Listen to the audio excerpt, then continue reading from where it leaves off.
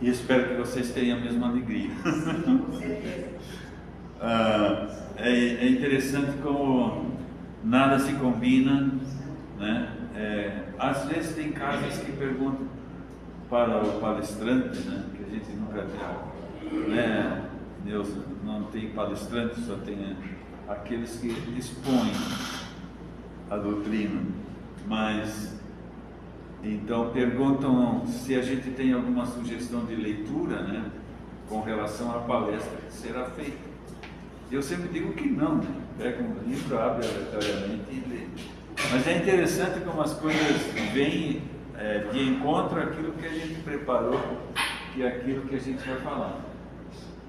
E nessa leitura ali fala da necessidade que a gente tem, e é uma coisa linda. Eu sempre gosto de falar isso, de pensar nisso, de falar e pensar nisso, que nós temos que ter intimidade com Deus, sabe? Não é só ler, estudar, orar. Orar é uma coisa muito divina, e é nesse momento que a gente demonstra essa intimidade com Deus, quando a oração toca ao nosso coração. É nós que estamos falando, mas ela tem que tocar o nosso coração, e aí a gente se emociona e chora com o papai, né? Com o nosso Criador, tá? Então fala dessa experiência, e essa experiência que nos remete à intimidade com Deus. Fala do testemunho, A nossa vida, ela não é completa se não houverem testemunhos, porque a gente aprende as lições e tem que dar o testemunho de que aquilo que nós aprendemos, nós estamos fazendo. E se não houver oportunidade de testemunho, como é que nós podemos dizer que a lição ficou gravada em mim, se eu nunca fui conduzido a uma situação de testemunho da fé? E as coisas então acontecem, e a gente vai cada vez num crescente assim, se aproximando cada vez mais de uma condição espiritual da vida, uma condição espiritual. Eu estava falando há pouco ali, nós vamos largando muitas coisas pelo caminho, né? Coisas que há um tempo atrás nos aborreciam. Quando alguém falava alguma coisa que a gente não gosta de repente, né? Não nos alcançou bem aquela palavra, e a gente muitas vezes já ficava inspirado, é bonita essa palavra, né? Inspiração, mas inspirado pelo orgulho, sabe? Orgulho ferido, e vai por aí afora, né? Então quando a gente diz assim, no meu íntimo, deixa para lá, né? Cada um tem seu tempo.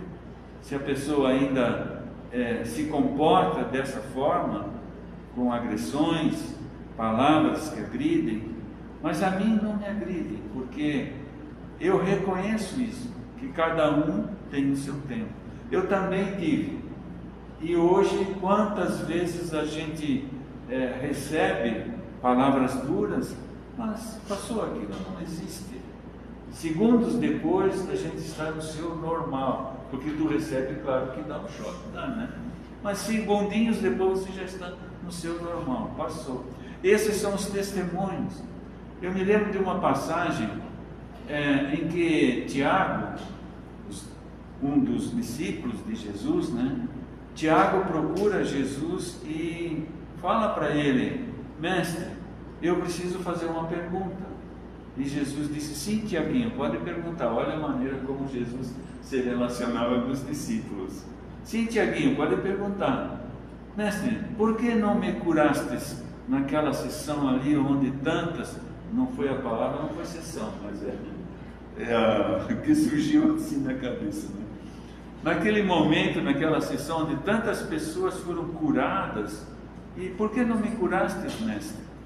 Daí ele quase chorando, né? E Jesus disse: Tiaguinho, eu preciso de você assim como você está. porque você é o testemunho vivo da minha palavra. Quer dizer, as deficiências que Tiaguinho tinha revelavam nas suas pregações que ele amava o Mestre, independente das suas dificuldades. Ele amava, ele superava as suas dificuldades nas suas pregações, nas suas palavras junto às pessoas necessitadas, né? Para terem confiança, como ele era a prova viva da confiança em Jesus, com as suas deficiências físicas, e amava Jesus estando ao lado dele. Mas e tu então, Tiago, por que não fostes curado? Não é meu tempo ainda, ele sabe de todas as coisas, né? E aí as pessoas então acreditavam ainda mais naquela pregação que Tiaguinho estava fazendo ali. É linda essa passagem. Mas eu vou por aí, eu não sei porquê, porque a gente sempre vai gastando tempo, né, Márcio? Tempo de confiança é o nosso tema de hoje, por isso que eu acho que essa introdução calhou bem na leitura que o Fernando fez. Tempo de confiança. Então disse-lhes Jesus: onde está a vossa fé? Onde está a vossa fé? Essa passagem está lá em Lucas, capítulo 8, versículo 25. E quantas vezes, de repente, a gente poderia dizer que nós estamos numa situação verdadeiramente dentro da palavra que aqui nós lemos. Porque as dificuldades são muitas na nossa vida, muitas. É bem verdade que talvez que para uns a vida está fluindo legal, tudo tranquilo, sereno, calmo, né? Não falta nada, tem até de sobra, como diz, tem para dar e vender, né? Não falta nada. Mas a hora do testemunho, ninguém está isento dessa hora do testemunho. Então diz assim, que a tempestade estabelecera a perturbação no ânimo dos discípulos mais fortes. Vocês já devem estar percebendo aí de que nós estamos falando daquela hora em que os discípulos desesperados chamavam, clamavam pelo Mestre, dizendo: Senhor, Senhor, nós vamos naufragar. Eles estavam no barco. E eles então, totalmente desorientados ante a fúria da tempestade, em altos brados eles buscam a Jesus. E Jesus os atende e acalma a tempestade. Mas depois ele pergunta: onde está a vossa fé?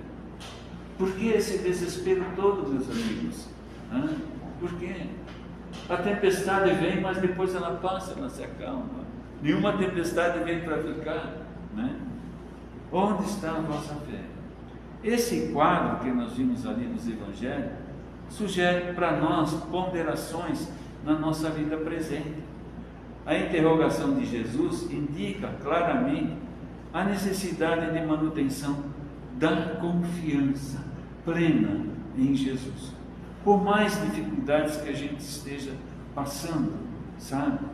Não perder, digamos assim, jamais a confiança em Jesus, a confiança em nosso Pai Celestial. E não vamos aqui entrar em todos os ensinamentos que nos traz a doutrina espírita, porque então, eu sempre costumo brincar que nós vamos falar mais ou menos até umas 8h30, tá bom, né? Mas se fosse entrar na parte da ciência espírita, nós iríamos até umas 10h30, daí já não ficaria legal. Então a gente vai deixar essa parte da ciência para outro dia, tá? Mas no que diz respeito à parte evangélica, que eu adoro essa parte, a parte evangélica, né?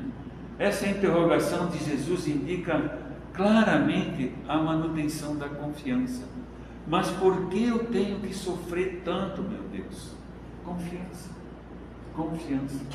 Quando tudo parece obscuro e perdido, não seja falta de confiança na sua vida. Em tais circunstâncias, nesses momentos difíceis, é que surge a ocasião da fé.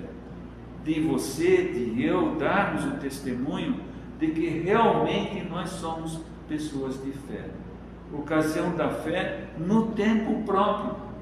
Porque nós podemos, como falamos já, podemos vir ao centro todas as semanas, todos os dias, estamos ativos. Aquela é uma pessoa de fé, está sempre no centro, né? Que legal. É uma pessoa de fé. Né? Como nós falamos, deixa entrar uma pedrinha no sapato. Você vê como incomoda uma pedrinha no sapato? Né? Quando a gente está fazendo uma caminhada assim, e entra uma pedrinha no sapato, né? Então, se há ensejo para trabalho e descanso, plantio e colheita, revelar-se-á igualmente a confiança na hora adequada. Está tudo bem, hora da colheita, mesa farta, né? Tudo beleza e tal. Confiamos em Jesus. Mas a revelação da confiança vem na hora de quando? Da dificuldade. Ninguém exercitará o otimismo quando todas as situações se conjugam para o bem-estar. É difícil demonstrar-se amizade nos momentos felizes. A gente vai falando e a gente vai meditando nos quadros que a vida nos sugere. Vamos falar de amizade. É tudo bem quando está tudo bom, né? Aí a família está com saúde, tem grana e tal, dá festa para os amigos e tudo, tá cheia, a casa está cheia de amigos, né? Vem a diversidade. Quantos amigos ficam ainda? Amigos, né? Então, é difícil demonstrar-se amizade agora nos momentos felizes. Difícil demonstrar amizade. Porque a amizade real, verdadeira, ela vem na tempestade. Qual é o amigo que fica ao seu lado, ao meu lado, ou você ao lado de uma pessoa, tá? Dando palavras de carinho, de força, muitas vezes entregando parte do seu tempo, da sua vida, para ajudar aquela pessoa a se restabelecer, se reorganizar, se reconstruir, tanto materialmente como espiritualmente, que é o principal. Pessoas que muitas vezes, na adversidade, perdem o sentido da vida, e Jesus te coloca ali, para que você seja o apoio daquela pessoa. É a hora da prova, é a hora de Tiaguinho, tá? Então, aguardem os discípulos, nós, discípulos, naturalmente, oportunidades de luta maior. Olha, nós estamos todos na fila. Aguardemos o momento da chamada, oportunidades de luta maior, em que necessitaremos aplicar mais extensa e intensivamente os ensinos do Senhor. Sem isso, sem a gente pensar dessa forma, seria impossível aferir valores, se não houvesse essa condição. Meus filhos lindos e queridos, diria Deus nosso Pai, né? Todos felizes, bonitinhos, o Lauro cada vez mais bonito, né? Tá? Sempre passeando, tá? E assim tudo correndo bem, beleza, né? E cada um de nós assim, todos felizes. Como é bom a gente ter em casa, no aniversário do papai, né? Toda a família reunida, todo mundo junto, aquela festa e tal. Mas é preciso conhecer esses que estão ali. Quem fica com você? Quem fica com você? Então, é através da diversidade que Jesus, que Deus vai nos avaliando. Na atualidade dolorosa, inúmeros companheiros invocam a cooperação direta do Cristo. Aí a gente volta o pensamento para Jesus e quer que o socorro venha logo, venha de imediato, venha de pronto. Meu irmão, vamos orar. Não adianta orar, eu já orei tanto, né? Mas vai ter que orar e continuar orando.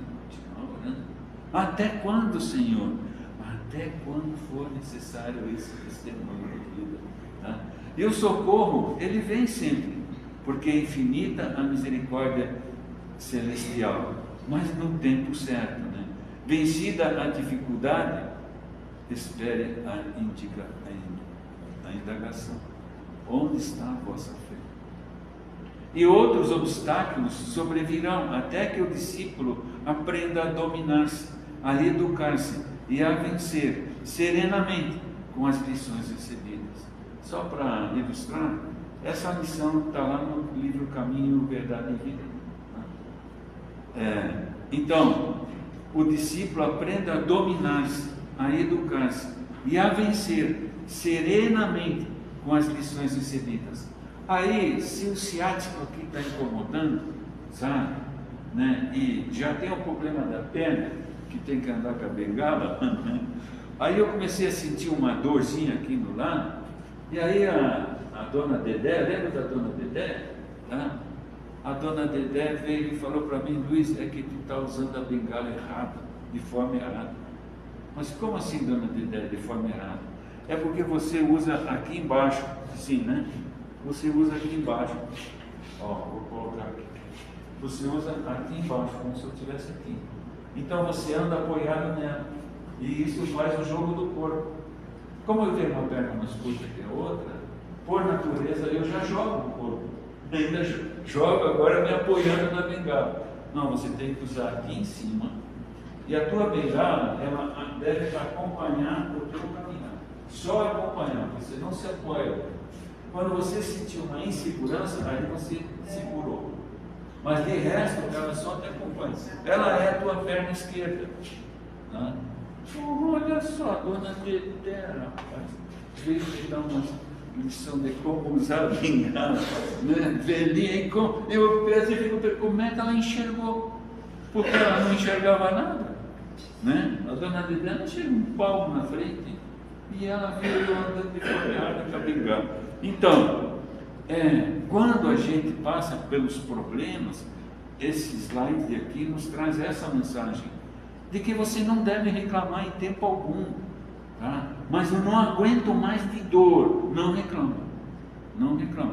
Fala assim: louvado seja nosso Senhor Jesus Cristo, tudo no seu tempo, meu Pai, e eu confio plenamente no Senhor, tá? Obrigado, obrigado por essa hora, obrigado por esse testemunho, obrigado porque, agora eu vou entrar um pouquinho ali, tá? Só uma passadinha assim. Obrigado porque nessa situação que eu estou passando, eu posso pagar um tiquinho da minha dívida do passado, né? De encarnações passadas. Então vou reclamar por quê? Se eu estou agora com um problema aqui, há quantos será que eu não feri no passado, produzindo dores? E Deus me dá essa oportunidade de eu refazer a minha história espiritual. Então não é só pelo conhecimento, digamos, pela fé que me direciona para isso, mas também porque eu já conheço os efeitos da vida. De tudo aquilo que você semeia, né, você colhe, tá? Então, tempo de consciência, de confiança. Vamos meditar um pouquinho mais. Ali no capítulo 8, Lucas conta que Jesus andava de cidade em cidade, de aldeia em aldeia, e os 12 iam com ele, e muitas pessoas foram curadas. Entre elas foram curadas Maria Madalena e Joana de Cusa.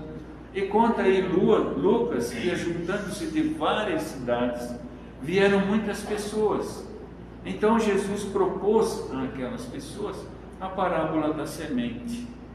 Semeou, plantou, colheu, né? Dada a falta de entendimento dos discípulos e dos seguidores que estavam ali, eles o interrogaram dizendo: que parábola é esta? Porque não entenderam nada, né? Que parábola é esta? Jesus, com seu amor natural, explica aos seus amados o significado da parábola. É uma parte muito interessante que merece nossa especial atenção. Mas Emmanuel, ali no estudo dessa lição do caminho, verdade e vida, ele nos conduz ao versículo 25 do capítulo 8. E é nessa parte então que a gente vai ficar um pouquinho, né? Iniciamos no versículo 21, que diz assim: e aconteceu que num daqueles dias entrou no barco com seus discípulos, e eu não vou repetir a história, e o barco começou a balançar, e eles partiram, e eles desesperados, né, pediram socorro, salva-nos, né? E chegando, seu mestre perguntou a eles: porque onde está a vossa fé, né? E eles, temendo, maravilharam-se, dizendo uns aos outros: quem é este que até aos ventos e a água manda que lhe obedece? E então eles navegaram para a terra dos Gadarenos, que está de fronte a Galiléia. Diante dos quadros de lutas que temos passado coletivamente, individualmente, onde está a vossa fé? Ou melhor, diria, Onde está a minha fé? Porque é como fala a Neuza, eu gosto quando a Neuza fala isso, porque quando a gente está falando aqui, a gente está falando primeiro para a gente, né, Neuza? Né? Porque essas orelhas aqui são as orelhas mais perto disso que está sendo dito, né? Então, onde está a minha fé? São tantas as dificuldades em tempos de pandemia, né? A pandemia que nós ainda estamos vivendo, não aquela pandemia que nos remete, né, ao isolamento, mas as coisas como estão acontecendo, né, na área da saúde, na área financeira, emocional e todas as questões que nos envolvem. Nós às vezes estamos passando por situações que por essa pergunta da fé, nós nos recolhemos, nos isolamos, nem procuramos ajuda, pelo menos de Senhor, socorre-nos, né? Ou me socorre. Mas não é para Jesus, você tem que se aproximar das pessoas, que possam ser instrumentos na mão do Senhor para lhe ajudar, mas se isola, é como se estivesse na pandemia, né? Tá? Importante notar aqui, então, que nós estamos diante de uma pergunta formulada por Jesus, né? Entre tantas outras. E perguntas essas que ainda fazem parte das nossas vidas. Por exemplo, tem perguntas que nós poderíamos ouvir assim: que buscais? O que nós vamos buscar aqui nessa noite? O que buscais aqui? Né? Lembra daquele filme Covardes? Para os mais antigos, né? Covardes. Uma vez nós fizemos uma palestra falando sobre esse filme. Lembra do filme Covardes, quando Pedro observa Jesus lá no mundo espiritual, né, após o desencarne, e Jesus voltando à terra, ele pergunta a Jesus: mestre, onde vais? Pedro ali, né, discípulo, e Jesus já ressuscitado, e ele vê Jesus vindo. Santa mediunidade, né? Desde que não existe mediunidade. Mas Pedro vê Jesus chegando e pergunta para Jesus: mestre, onde vais? Né? Essa pergunta agora nós podemos inverter a direção dela, ou seja, o mestre está a perguntar para nós: para onde nós vamos? O que nós estamos fazendo? Né?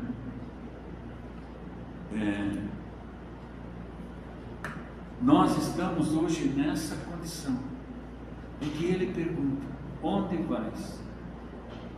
E diariamente, constantemente, o mestre está fazendo essa pergunta para nós: onde vais? Onde vais? E aí temos uma pergunta, diante de uma pergunta bastante desconcertante de Jesus, quer dizer, quando ele pergunta assim: que queres que eu te faça? Se Jesus chegasse para mim e para você agora, nesse momento aqui, para cada um de nós, tocasse a mão na sua cabeça ali e perguntasse: que queres que eu te faça? Nós saberíamos de pronto responder essa pergunta. É bastante profunda, né? É que nem aquela história do gênio da lâmpada, né? Eu queria bastante dinheiro, gênio. E o que nós queremos que Jesus faça por nós? Né? E agora, se fosse Jesus a perguntar então: que queres que eu te faça? Lembra essa pergunta que ele fez ao cego de Jericó? E agora nós, o que eu quero para mim? O que eu estou esperando dessa minha relação com o Evangelho de Jesus? Qual é a minha busca primeira? O que eu estou buscando? O que é mais importante nessa minha existência física? O que é mais importante? São reflexões que o Evangelho nos traz.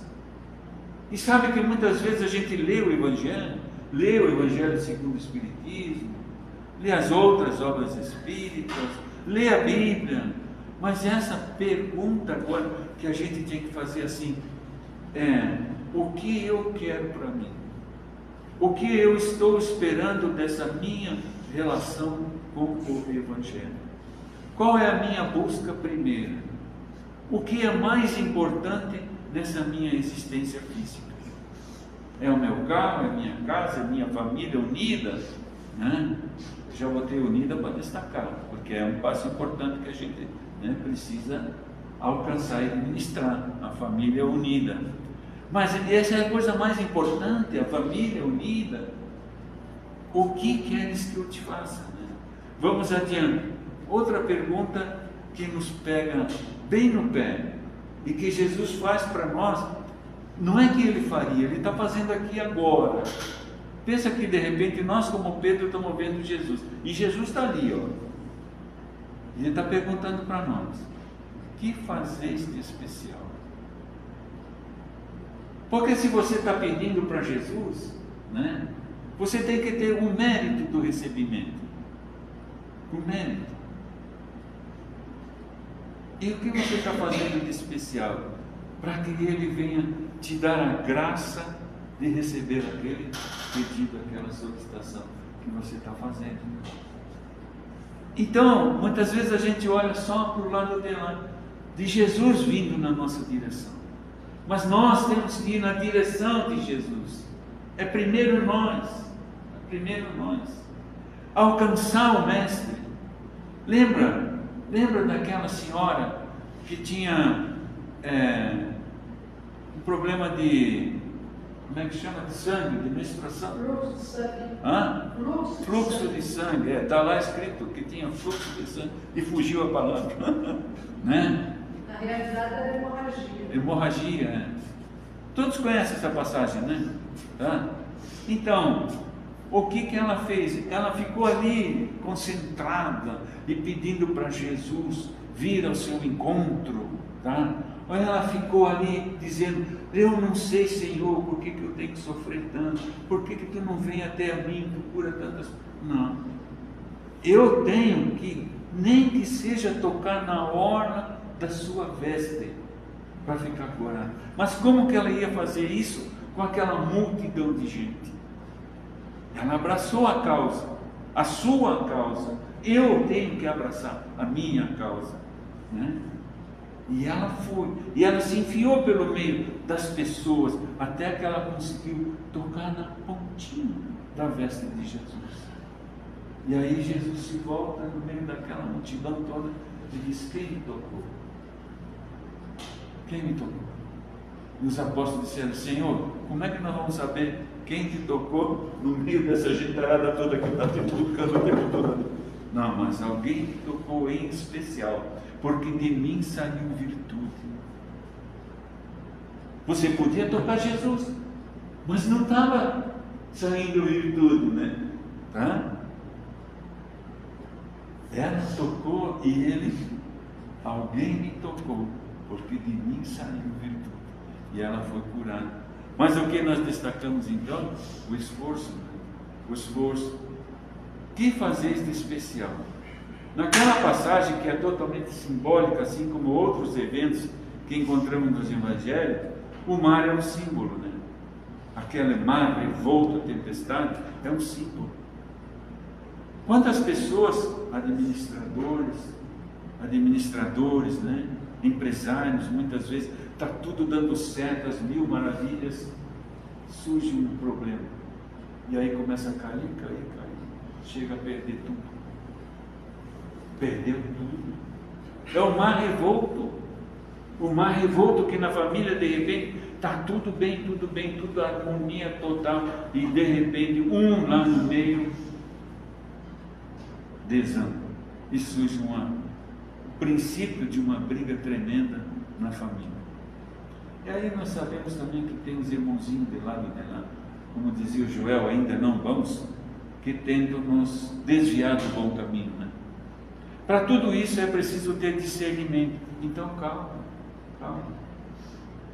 Eu estava falando para a Tati, lembra aquela musiquinha gosto muito daquela música. Como é que chama aquele cantor? Lembra? Diz: calma, né? Tenha calma. Vocês devem já ter ouvido, né? É linda aquela música. Calma, só calma, não é nada que calma. Jesus nos deu uma orientação quando o mar fica revolto. O mar está revoltado, o mar da tua vida está revoltado. A receita ele já deu. Retira-te a um lugar à parte e entra em contato com o teu Pai Celestial. e tudo se acaba. Né? Forças espirituais serão movidas para que você vença aquela dificuldade que está ali. Sabe? É a confiança. Eu confio em Deus. Eu entrego a minha vida ao Senhor. Seja conforme a tua vontade, meu Pai. E aí, nesse ato de confiança que você tem no Pai Celestial, as coisas começam a ser reformadas, reconstruídas, e você vai dando uma nova direção à sua vida. Então, isso ali é uma experiência, então, que nós vivemos no dia a dia.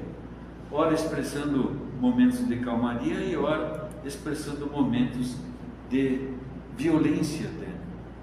Como espíritos, nós tomamos um barquinho uma vez. Nós somos espíritos, não somos?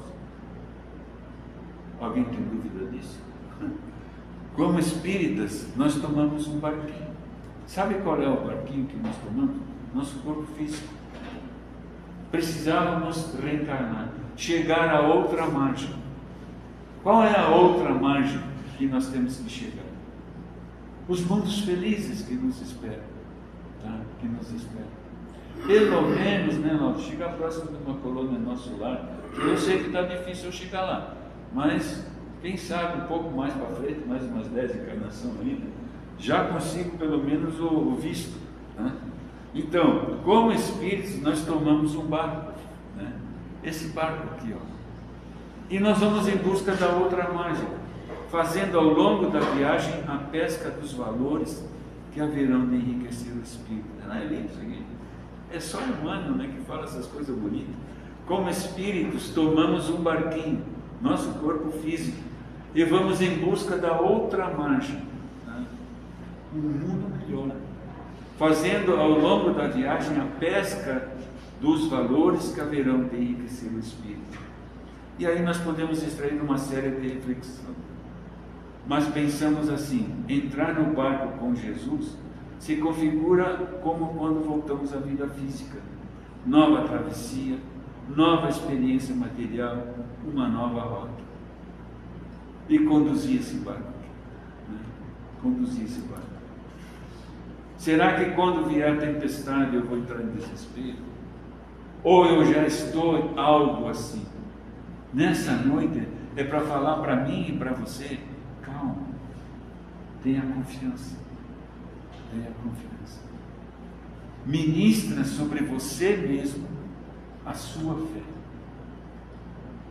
Olha, essa palavra me deu de graça. Muitas vezes nós costumamos ministrar aos outros a palavra, né?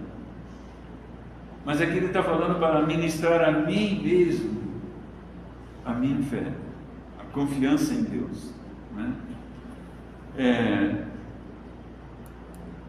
Esquecemos dos compromissos e nos deixamos envolver pelo mundo.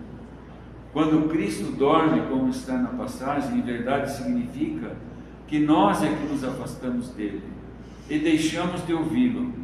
Vêm as lutas, as grandes ondas, e aí nos lembramos dele. Pensa quantas vezes isso não foi real na minha vida. Talvez na vida de vocês, não sei, né? Cada um tem a sua história espiritual. Mas é muito bonito como o irmão escreve. Quando Cristo dorme, como está na passagem, o Cristo dormia tranquilo e o barco ia afundar, né? Em verdade significa que nós é que nos afastamos dele, deixamos de ouvi-lo. As dificuldades que surgem na grande travessia da vida têm por fim único despertar a fé em nós. Despertar a fé. Não é, meu Deus, porque eu tenho que sofrer tanto. Isso não quer dizer que não haverá mais lutas, né? Quando eu exercito essa fé, não haverá mais luta, essa calma, essa paz, essa tranquilidade, que mesmo diante da adversidade, não me tira do sério. Estou no meu canto, calmo, tranquilo, mas o mundo lá fora, ou à minha volta, as coisas estão numa verdadeira tempestade. Mas você não entra na tempestade, não deixa ela te pegar, né? Novos desafios virão para darmos fiel testemunho de fé, como aconteceu com os apóstolos. Ninguém chega à plenitude, a ser um espírito puro, sem luta. E Emmanuel nos coloca isso muito bem. Diante da dificuldade, muitas vezes a criatura vai buscar lá no fundo do barco da sua existência a força necessária para vencer. Vai buscar a Deus que, vendo a sinceridade da pessoa, e por ser misericordioso e compassivo, essa palavra eu acho linda. Ei, o que Deus é para nós? Deus, Ele é misericordioso. É total, plena misericórdia. E Ele é compassivo. Ou seja, Ele nos ama com paixão. Sabe o que é isso? Né? Eu ter essa certeza de que Deus me ama, mas com tal paixão que eu nem sei a extensão disso, porque nós vivemos como espíritos encarnados. Esse amor nós ainda não conseguimos imaginar, mas é o amor que Ele nos dá. O Livro dos Espíritos, na questão 843, diz: tem o homem o livre-arbítrio de seus atos, pois que tem a liberdade de pensar, tem igualmente a de obrar. Sem o livre-arbítrio, o homem seria máquina. Então, façamos uso desse livre-arbítrio que nós temos. É hora de mudar. O Cristo veio justamente para isso, para nos aliviar dos fardos necessários. Ombro pesado, porque lembra daquela palavra de Jesus? O meu jugo é suave, né? O meu jugo é leve, tá? Para nos aliviar de fardos desnecessários. Entretanto, onde está a nossa fé? Fé em relação à fidelidade, à paz interior. Que belo ensinamento então nós temos em Lucas 8,48, e ele lhes disse: tem bom ânimo, filha, e a tua fé te salvou. Quando ali no caso da mulher, fluxo de sangue, tem bom ânimo, filha, a tua fé te salvou, vai em paz. Precisamos entender o Evangelho desta forma. Cada passagem de Jesus nos oportuniza uma série de reflexões. Por isso que lá no Evangelho Redivivo nós encontramos essa citação: a mensagem do Cristo precisa ser conhecida, conhecer a mensagem, mas ela precisa ser meditada, meditar na mensagem, mas ela precisa ser sentida. Eu tenho que sentir isso, esse amor, tá? E ela precisa ser agora vivida, porque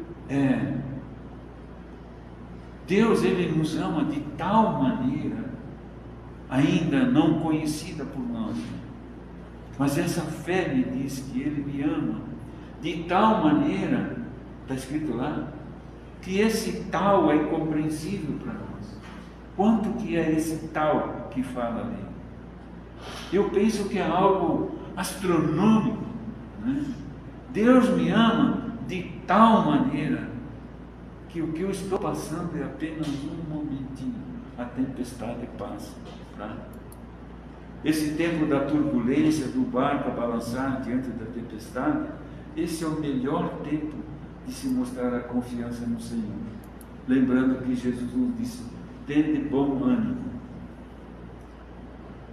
Lá no livro de Eclesiastes diz assim: há tempo de nascer e tempo de morrer, tempo de plantar e tempo de arrancar o que se plantou. Lança fora, né? Lança fora. As coisas crescem juntos, mas vão chegar o tempo de a gente cortar e lançar tudo fora, porque nos aflige. Tem o tempo de calmaria, mas tem também o tempo da tempestade, que nos remete mais à busca interior. É essa hora que eu começo a buscar interiormente, que nos remete a aprender a lidar mais com a solidão, com os problemas, mas também, e isso é fundamental, de nos darmos as mãos, nos conhecermos mais, nos conhecermos mais. Nós não estamos aqui nessa comunidade, nessa noite, apenas para ouvir uma palavra, mas nos conhecemos. Nos conhecemos a tal ponto que eu posso ser o socorro de alguém nesse momento, mas alguém aí pode ser o meu socorro Porque não é só a minha perna aqui que está balançando, não. Outras coisas também balançam, né? Mas nos ajudamos e crescemos com isso. E vem a diversidade e nós conseguimos contornar aquilo, sabe? Conduzir o nosso barco para lugares mais calmos, né? Porque nos ajudamos. O otimismo, a esperança surge realmente quando a sombra nos envolve. Como dizer que eu sou uma pessoa otimista se eu nunca enfrento adversidades? É na adversidade que mostra o quanto eu sou otimista. É nesse momento que a nossa força ganha um potencial maior. O próprio Jesus, ante a hora mais difícil, ele retirou-se a um lugar à parte para orar. Façamos isso. A amizade encontra o seu ponto mais alto no momento da dificuldade. Já vimos aquela colocação assim: nos tempos da solidez financeira, das festas na casa grande, à beira da piscina, havia muitos amigos. No tempo da aflição não apareceu ninguém para sair do atoleiro. Ajuntai tesouros no céu, onde nem a traça nem a ferrugem consome, onde os ladrões não minam e nem roubam, porque onde estiver o vosso tesouro, ali estará também o vosso coração. E aí a gente tem que meditar nessa palavra que está aqui, ó. Onde estiver o vosso tesouro.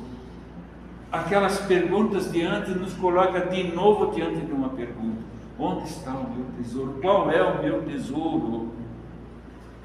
As perguntas que nós temos que fazer, porque nós queremos ir para onde? Para o céu, né? Queremos ir. Mas aí nós temos que estar nos passos do Senhor. No capítulo 20 do Evangelho diz que encontramos ali a mensagem do Espírito de verdade, que diz assim, ó: aos que forem fiéis aos seus cargos.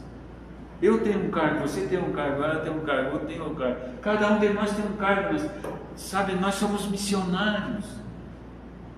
Ah, aquele homem, aquela mulher é uma missionária, um missionário. Cada um de nós é missionário. Nós estamos aqui o quê? Para comer só? Beber, dormir, mais nada. Cada um de nós tem uma missão. Somos missionários então, né? E ele diz assim: aos que forem fiéis aos seus cargos, estão reservados o quê? Postos felizes? Está lá, no capítulo 20 do Evangelho segundo o Espiritismo.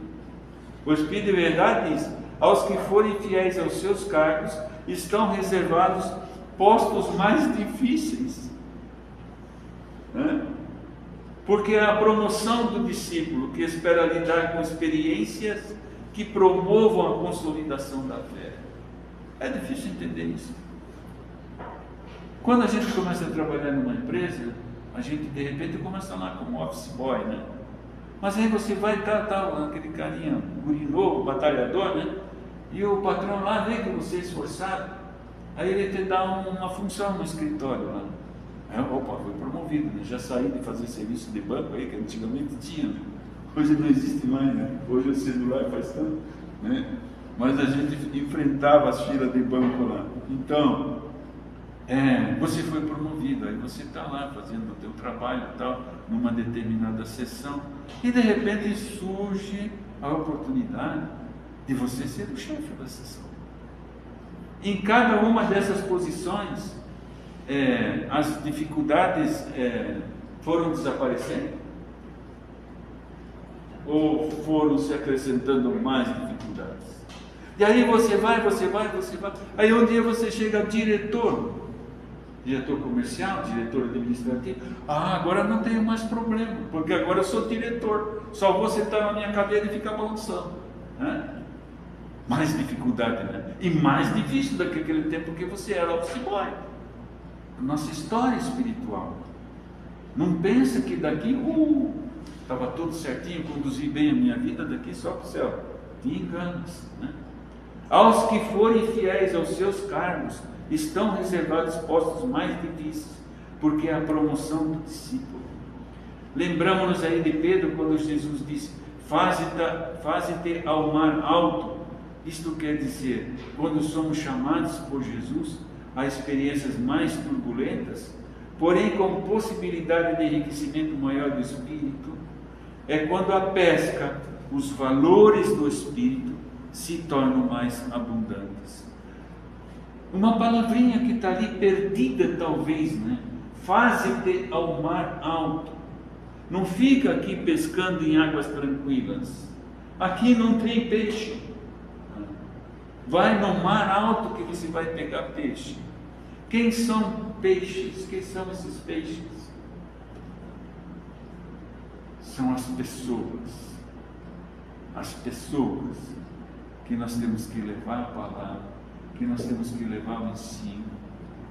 Seja o ensino através da palavra, seja o ensino através do exemplo, da nossa conduta, da nossa maneira de ser. Né? Sabe aquela pessoa tão calma, que aquela outra mulher disse assim: meu Deus, aquele homem parece que nem veste calça. Né? Porque vestir calça de repente significa não. Né?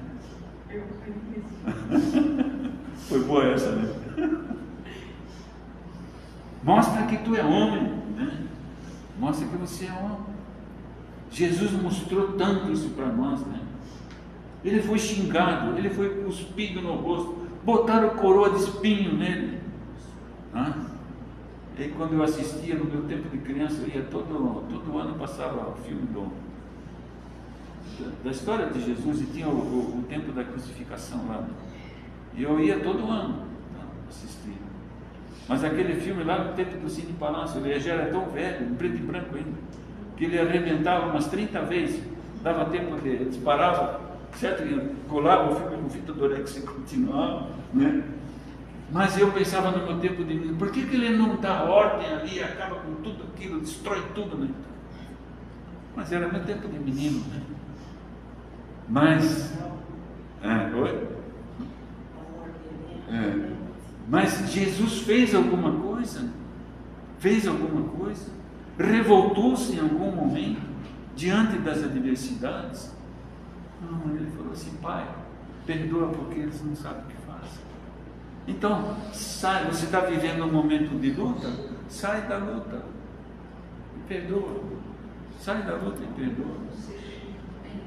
Onde está a vossa fé, né? Bom, é nas lutas, para a gente encerrar, porque senão você não pensar, mas o cara ele vai longe mesmo. Quando ele falou que ia longe, ele ia mesmo. É nas lutas, meus queridos e minhas queridas, que, confiantes no amor do Pai, estaremos influenciando a outros que também passam pela hora do mar revolto. Não é? Quando a gente consegue ter esse espírito de serenidade, de tranquilidade diante da luta, e muitos conhecendo a nossa história, a história de cada um, sabedor ou sabendo do que nós já passamos muitas vezes, e vendo a calma, essa é a maior pregação. Sabia? Essa é a maior pregação. E assim é tudo na vida. Quando nós falamos do Evangelho, o teu caminhar é o maior exemplo, né? De vivência, de vida cristã. De vida cristã. Que Jesus nos abençoe, muita paz a todos. Desculpe, a gente às vezes empolga, né? Mas um abraço, uma noite muito linda para vocês, um domingo maravilhoso. Como diz a nossa querida irmã Neuza, adora Neuza, sintam-se abraçados. Copiei dela. Tá? Muita paz a todos. Bom final de semana. Sim. Então vamos elevar nosso pensamento a Deus. Maravilhoso e eterno Deus, Pai Santo, amado e querido, nós te agradecemos, Pai, por mais esta oportunidade que Tu nos concedeu, de estarmos assim reunidos, e podemos meditar, Senhor, na Tua palavra, de estudar esses ensinamentos, E a partir daí, Senhor, procurar vivê-los em nosso dia a dia.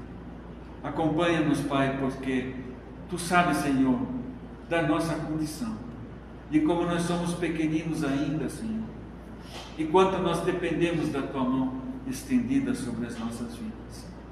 Muitas vezes nas horas difíceis, quando ainda não chegamos, Senhor, àquele tempo de confiança, mas Tu nos consola e Tu nos ampara e Tu nos protege.